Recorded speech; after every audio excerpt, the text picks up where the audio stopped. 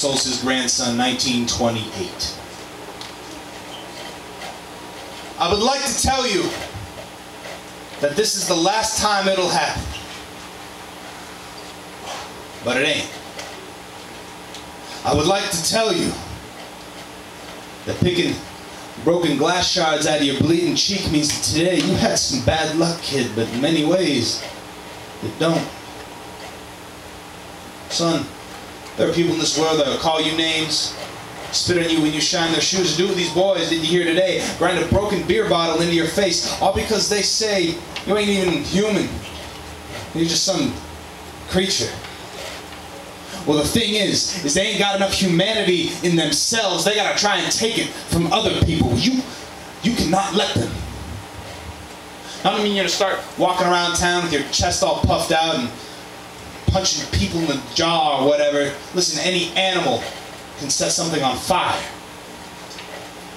What I mean to say is you gotta live your life in a way that shows. You gotta live your life that proves that you were born just as free as any other man, woman, or child on this earth.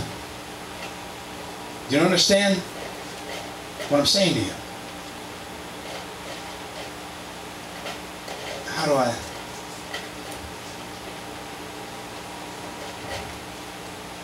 You know, your granddaddy, he used to work on the railroads. The Chesapeake in Ohio, down in West Virginia. He was what you call a shaker. You know what a shaker is? A shaker. He's part of a two-man drilling team. And his job was to hold this giant steel spike, like a giant nail against a rock wall. And hammermen would come on and hammer that spike. And my job was to shake all the debris loose so the rock would fall down. And we would drill deeper and deeper into that mountain until we could stuff it with dynamite, light that sucker, and... Well, that's how we built tunnels big enough to fit all those railway cars. Now, back when your granddaddy was down working at the Chesapeake in Ohio, he met this man, Well, I met a man that... Well, I suppose I might as well just tell you all about the Big Bend. Well, back then they didn't call me William, they called me Little Bill. This is the story of the Big Bend Tunnel as told by Shaker, Little Bill. The following takes place in Talcott, West Virginia, 1873.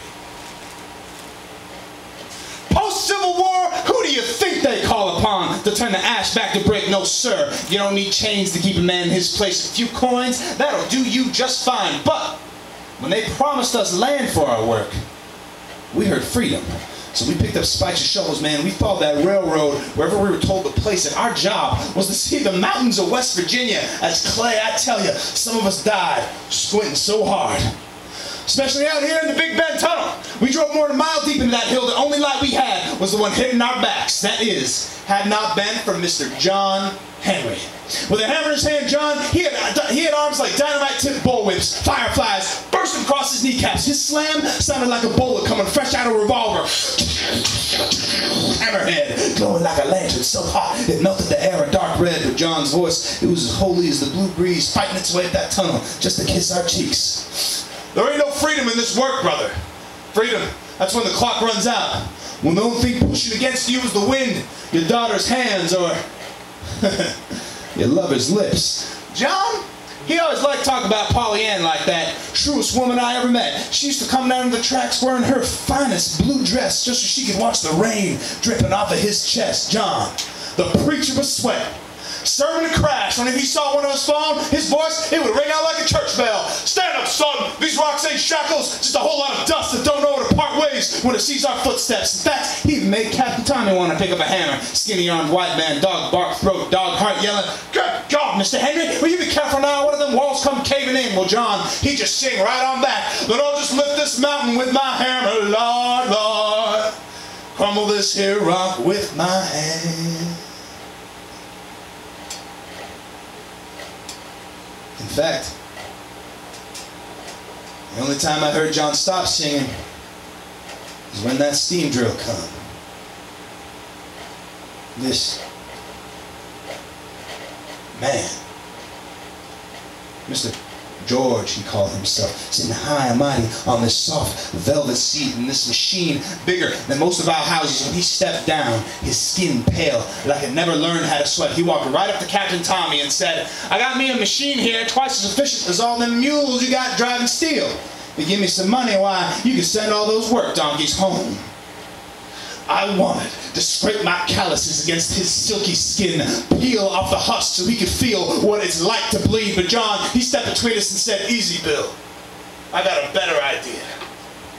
Now in the tunnel, I ain't never heard of John being a gambling man before, but when he said he needed a shaker, you better believe that I was the first one to step forward. So in the tunnel, black dust clouds forming overhead, every smack, pebbles and rock shards ripping by my ears into the air pocket of John's elbows. Every lift, his muscles swelled up, blood glowing through his skin, the color of molten iron. I couldn't even see that steam engine, just heard his clock tick shatter, breathing down my neck. But John's voice, it rang out, "Come on, shaker, spin that steel. Steady hands up, brother, we got a steam drill to put to shame." He swung so hard and so fast that the sparks stuck to his hammer, arced like a lightning bolt when he pulled back. The sound of air splitting shot out down the tunnel like an echo of a storm against the valley. It blew Tommy's hat clean off, wrapped around Polly Ann's neck like a whisper.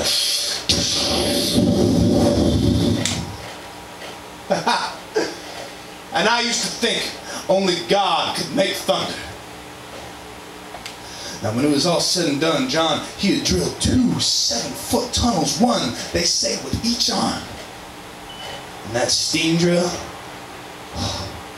just had its one. 9 feet to our 14. But when John's veins had cooled off, his body hardened up. His heart couldn't find enough room to keep beating against the anvil of his chest with only the strength to whisper. He motioned over to Polly Ann and he said, "The hammer crash was my first taste of God, the shatter of rock, proof that our hands gave us a choice. I'm sorry, Polly. I'm so sorry for what I had to do."